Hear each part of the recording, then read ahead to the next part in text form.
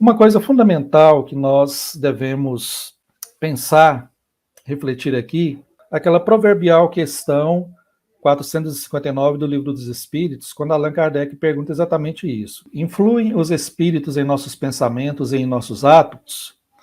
Muito mais do que imaginais. Influem a tal ponto que de ordinário são eles que vos dirigem.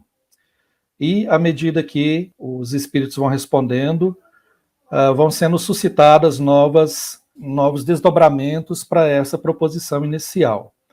Mas quando a gente fala se os espíritos nos influenciam, nós devemos pensar também na seguinte questão, que ela é bastante didática e faz parte, enfim, da dinâmica espiritual da existência.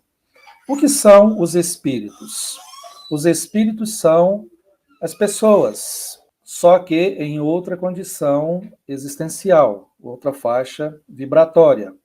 Então, quando nós temos essa proposição de que os espíritos, eles assim, por assim dizer, eles nos guiam, nós devemos pensar que eles sendo pessoas, essa mesma realidade ocorre aqui no plano físico.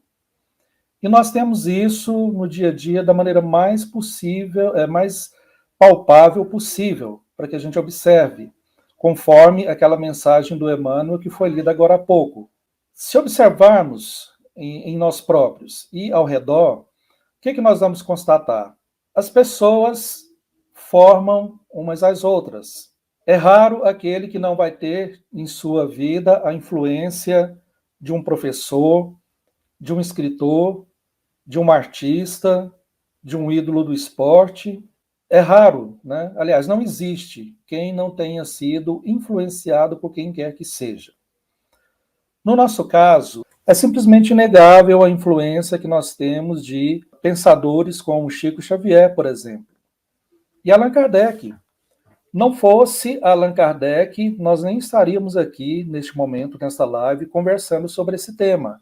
Por quê? Porque não existiria espiritismo, não é verdade? Então, a influência que o ser humano vai estabelecendo um sobre o outro faz parte da realidade em todas as suas dimensões.